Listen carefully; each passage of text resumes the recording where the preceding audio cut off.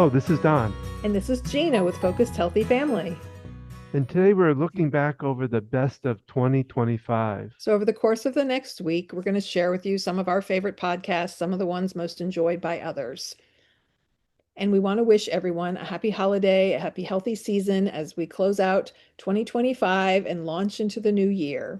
So, sit back, enjoy our show. Please share this with others. We're glad you've been here on this journey with us. Number 172, Reconnecting After 60. And that one we talked about exercise and connecting up with other people at that we may have gotten away from. Sounds like one for me to put in my time capsule to open in 4 years, Don.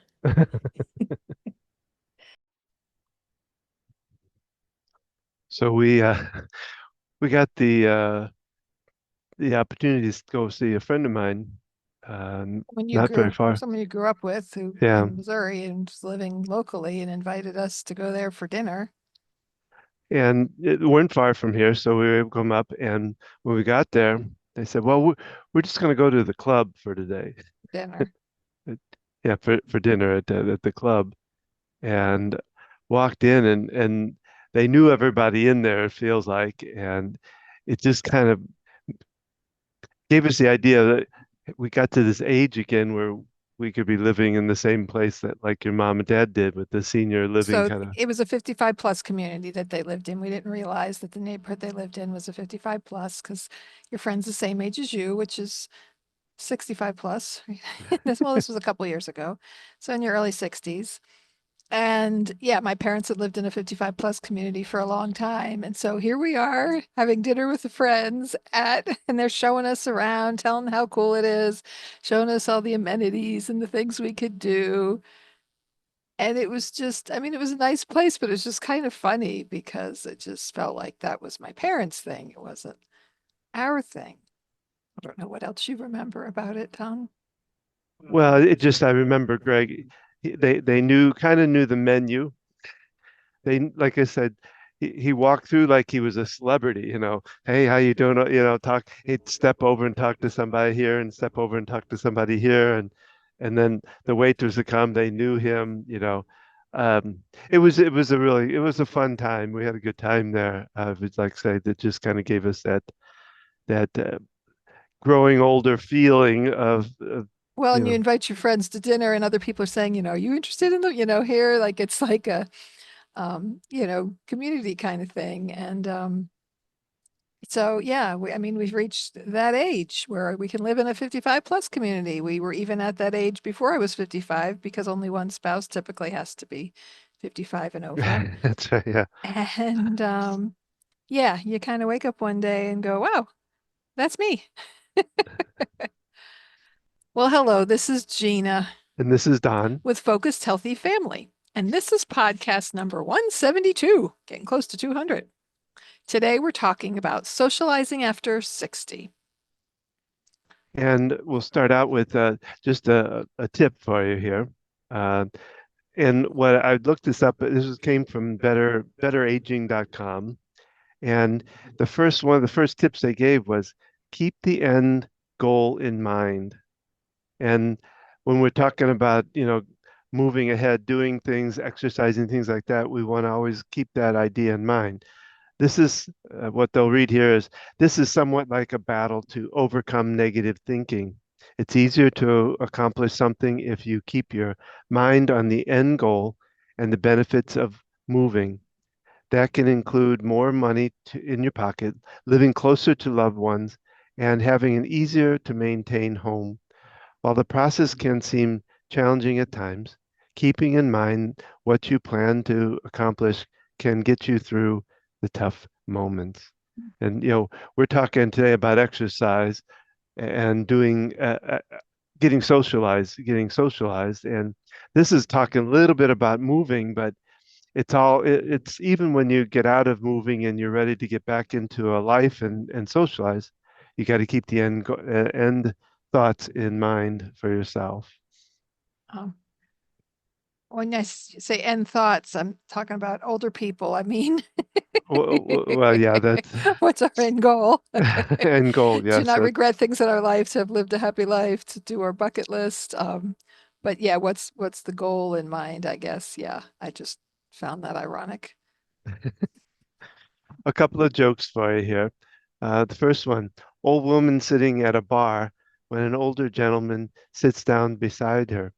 So, he says, do I come here often? I thought that was hilarious. Um, uh, That was the, good. the next one, she said, so I decided to take an aerobics class for seniors. I bent, twisted, gyrated, jumped up and down, and perspired for an hour. But by the time I got my leotards on, the class was already over. So here we are. So I was thinking about it today because we've talked with, we've had a couple of uh, senior assisted living facility people on and talking about, and they talk about people don't realize until they get to assisted living how much more socialization they can get from that. When you're living on your own, even here, we haven't had a chance to really get involved with neighbors and kind of get involved with this community. And so you don't get as much in living on your own. So were you going to say something? Yeah. You can spit My it turn. out.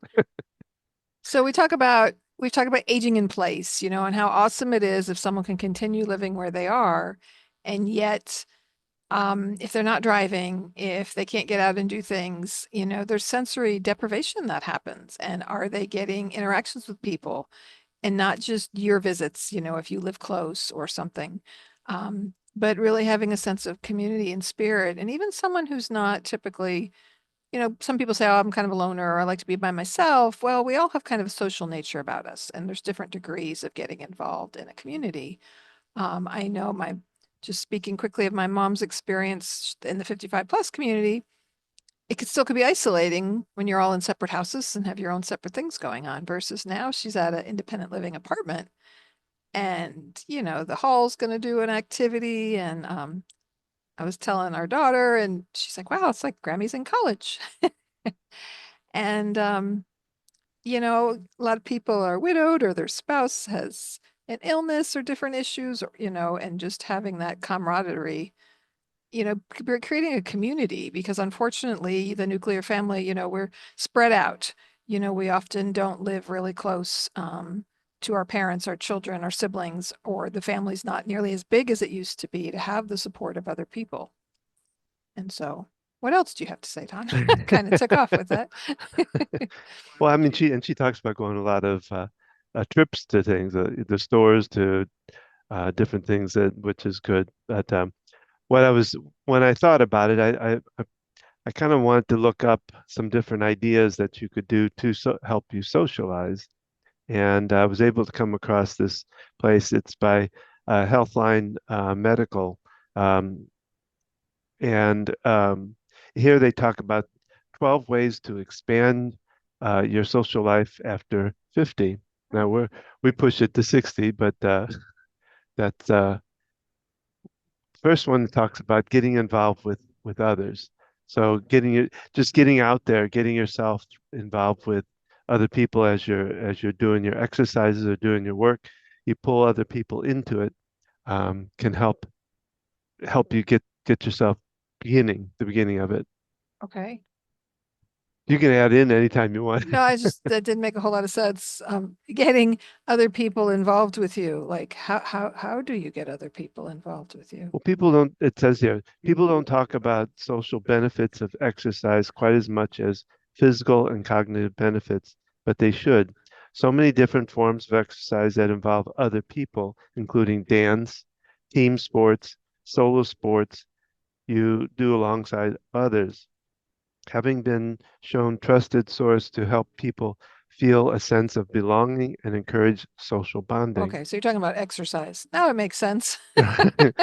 Um, yeah, I thought about that myself, working out at the gym we belong to, the YMCA, and there's exercise classes. And I've kind of become a solitude exerciser, but I'm like, it would be nice to be in a class and have that sense of, we're here together, we're all have the same end goal, like you talked about. And yeah, it is an opportunity to connect with other people, and it does utilize exercises our brain, which as we're aging, we want to keep that as active as our body to keep um, our cognitive skills functioning.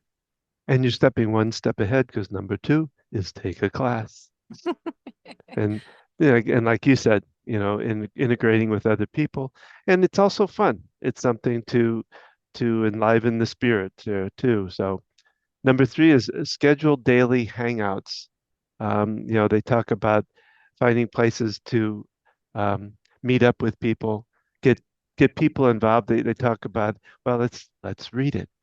Okay. So you can quickly start to feel socially isolated if you live alone or don't have much time to socialize with others. If you're in this situation, try making conscious effort to schedule social dates with others. If you can't get out of the house or whatever reason, and don't feel like it, consider checking in daily with friends or families by phone. They talk about also getting online, calling a loved one, having coffee with them, or going to a dog park to chat with other dog lovers, all healthy social time.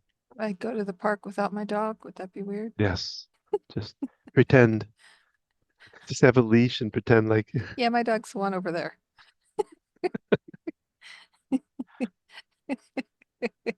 okay. So, in talking about taking classes, I talk to residents I work with, and doing puzzles and games is good for the mind. So I have people tell me, yeah, I do my word search. I do it every day. It's like, which is great. And it's good to do something new. Take a class to learn a new skill, do a different kind of puzzle than you've been doing, because to really challenge our brain, it's got to be kind of new learning and a new activity. So consider learning a new game, whether it's online, a puzzle book, playing a game with family. Um, it, you Well, know, you could blend that into, you could do it online. You can also get somebody to join you online to play. Like I know Scrabble. That's the only thing I know, but you can.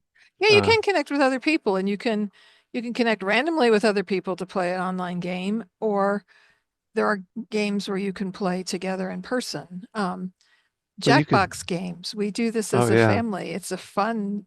we haven't You have done to that in a while. purchase the games, but you host it, and we've done it, niece and nephew out in California, brother up in Pennsylvania, my son at his house, us here, and we go on Zoom together and we're all playing the same game together. And yeah, it's quite a way to connect socially with people. And if you enjoy different kinds of games, Well, and you can bring it home too. It doesn't always have to be online. It can be you can invite somebody to the house and play Monopoly. You could play anything. You could play Jackbox with people at your home too. yeah, So you can play it together. So yeah, there's so many different kinds of ways, and just there's Zoom, there's I've been using Marco Polo app, which is an app where you record yourself video and voice, and then other people can listen when they're able to, but they can also watch it live, and so they can give thumbs up and hearts. So it's a little more than just texting someone, having the video message, if you, it's it's less invasive than a phone call if maybe they're sending the message at a time when I can't, talk to them directly. There's different kinds of platforms out there for us to make better connections. And yeah, a good old fashioned phone call, like just to be able to it'll, talk to someone. I like that. No. Um, the next one is using social media to text and stay in touch with people. So, Just you what know, we pretty much just talked about. yeah, and I mean, because you think about socialization is getting together and being around people, but it's also connecting, keeping in contact and connecting with other people. Um, they do mention here to also be very careful of your privacy and all of that for seniors and older. Um, Plan transportation ahead. I thought that was an interesting one. Knowing, one, how you're going to get together with others, how you're going to get out. and they actually show a couple of different options here. Of course, always public transportation, but there's also what they call paratransit services. They're free services that with reservations through public transport companies for people who can't easily access public transport services. And then, of course, private rides. If you have Uber,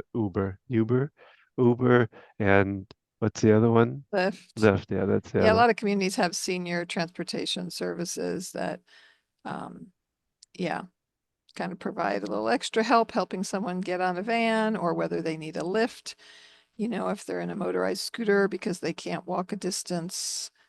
There are lots of different options out there. If you're in a smaller town or community, that could be more challenging.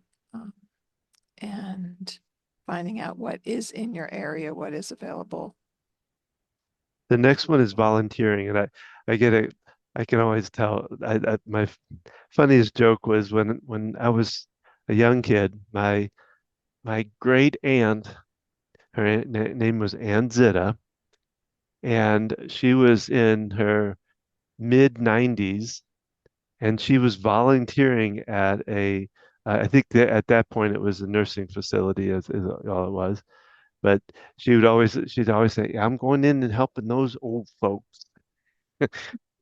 But it is a good idea to get out and volunteer.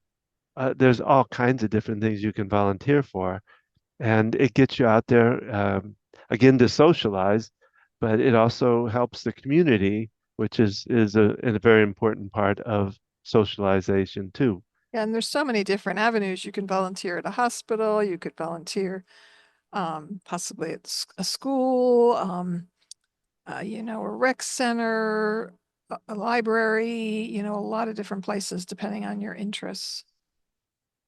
Number seven is meeting people with diverse settings. Um, not, not always staying in your exact uh, age frame, your exact racial, I guess, there's a lot of different ways of being able to meet people in diverse location. Okay, kind of stepping outside your comfort zone and doing something. Um, Well, and it also gets you in, it goes back to like volunteering. It goes back to these different things that it puts you in places that you've never been before. mhm. Like they talk about here, new sports or hobbies, joining a book club, um, just get you into places like I say you may not have been in before. Mhm. All right, invite others into your social activities. So being it, this is where it talks about reaching out to others. Whether you know them or not. Sometimes just asking if they could join you um, in whatever you've got going on. And they talk about making sure to could you carpool with someone instead of commuting alone? Could you chat with a friend on a phone while you cook? Could you invite someone new to join your exercise regimen? Could you invite a friend to join you for a movie night? So it's kind of going back in days before you were married and you had to go on dates. You had to ask somebody to do something, with you. But that, I don't know. Yeah, and I think, the way our culture is currently and with social media and just how busy we are, we can become isolated. We moved to a new neighborhood. We met some people when we moved here. We met people at the yard sale and Halloween, but people are busy doing their own things. And reaching beyond that, it does take effort as we get older and we're, raising our kids, whatever, taking care of our parents. We're not, we go exercise and we just want to go, we got 30 minutes, we do our workout and we're done. And so making that extra effort to connect with other people, because especially now before we retire and, building up that community, because otherwise we're busy running around and then all of a sudden we're retired and we don't like, where are my friends? Not that you can't then make connections at that point as well, but thinking about that, I'm thinking about it myself because, yeah, how many social connections? Well, and you think about too is that we a lot of us are still working. Doggy, doggy. Sorry. Dog interrupted. Doggy was interrupting there. But a lot of us are still working and being able to have the time to do this. And I kind of comes to a point of having to make some time to do it, I guess. Yeah, really, scheduling it, scheduling the time, even if you're doing something by yourself, go window shopping somewhere. You can talk to the people at the local stores, you can connect with people kind of more informally and, getting out. Um, uh, I enjoy talking with strangers and it can be kind of a fun way to get out and make some connections with people without a whole lot of commitment. Well, the next one is a tough one. Swap solo online and TV time for social activities.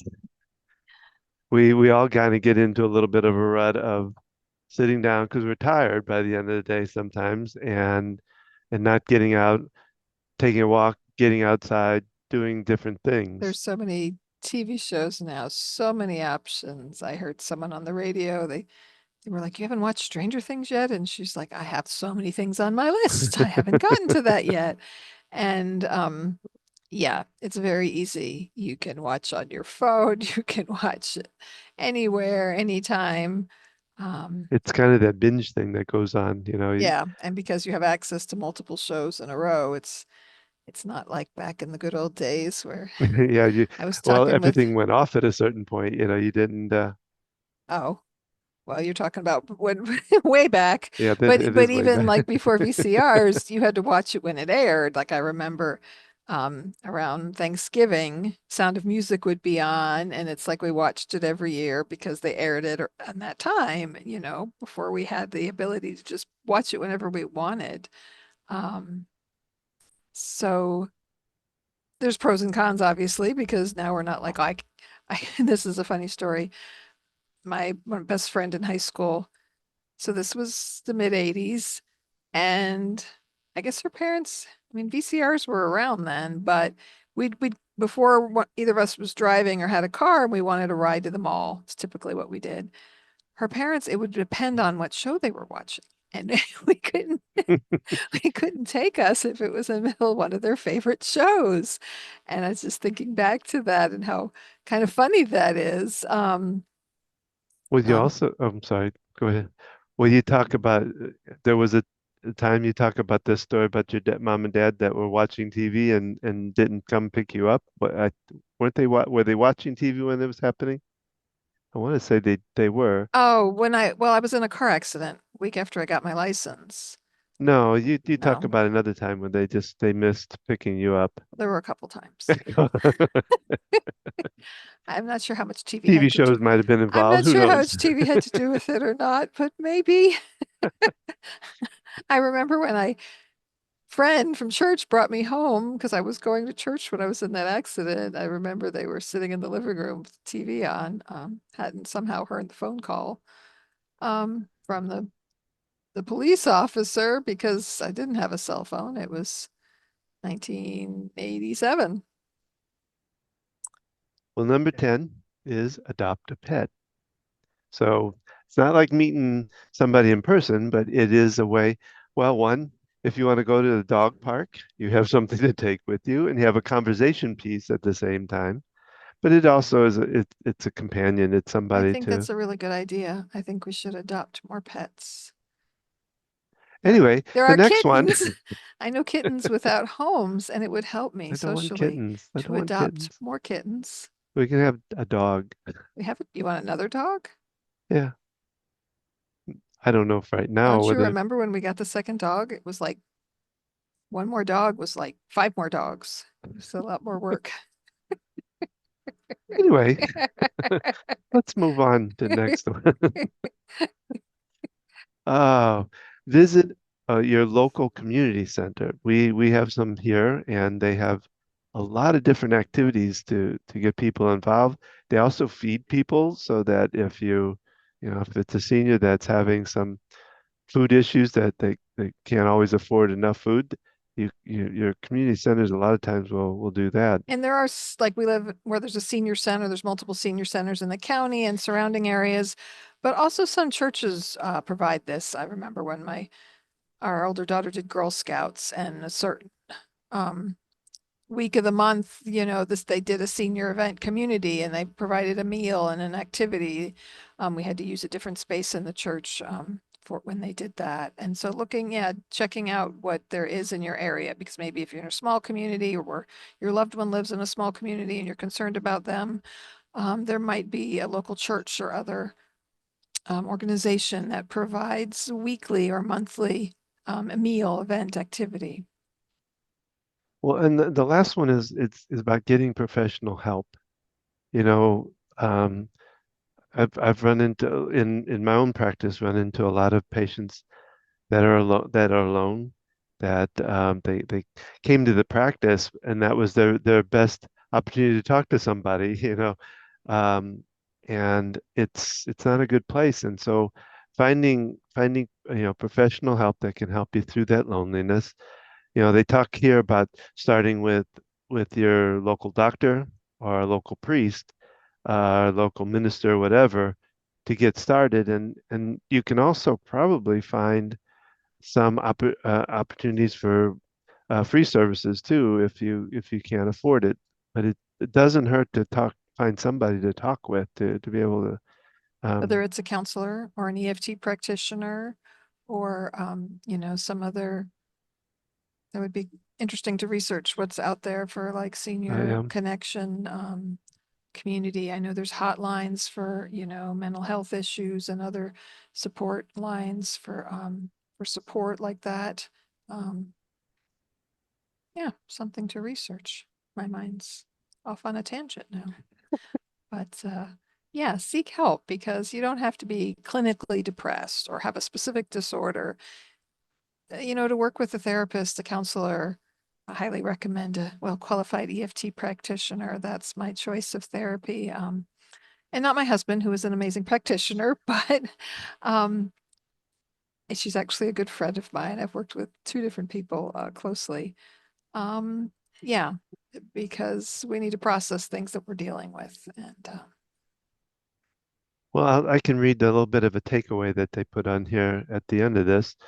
Getting social on a daily basis is crucial for people of all ages and has many health benefits. If you're in a transition period, such as retirement or adult kids leaving home, then now is the time to start forming new habits and expanding your social circles. Maintaining strong social connections will help you live a long and happy life. That was it. And so I we hope, can I'll try to post this up on sure, if not the the link link to it. to it. Yeah. And if you have other resources, things that we've talked about here today, please reach out. Let us know. We are always looking for people to interview. Even if you're not an expert in the area, but you're familiar with something, even having you on for part of a podcast to talk about it or connecting us with other people. We love doing interviews and are working to set up other interviews to have on for future episodes. So that's our podcast for today, and we hope you enjoyed it. We would love to hear from you if you're wherever you're coming from, if you're listening to it. Make sure to comment on it. We'd love to comment so that we can take those and draw from and send more information out for you. Make sure to like us if you can. You can find out more about what Gina and I do. Gina's we're hoping to get the OT ask the OT out with some different information for seniors. I have my every week, I should say, I have my Tuesday at 7 o'clock. I do a tapping process, a group process. It's free to anybody 7 p.m. Eastern Standard Time. did I not say that? Just wanted to make sure I was saying it the right stuff. No, I just wanted to confirm 7 p.m. in Eastern Standard Time. That's right. Yes. You can find out about what Gina and I do, and we've done a lot of past interviews and different information about seniors and the caretaking. You can find it all at www.focusedhealthyfamily.com. You can find us on Facebook at Focused Healthy Family, Instagram at Focused Healthy Family 1, YouTube at Focused Healthy Family. And again, join us every Thursday when these podcasts go out. You can find it at focusedhealthyfamilypodcast.com. And remember, how you treat your children and your loved ones today shapes their future and yours.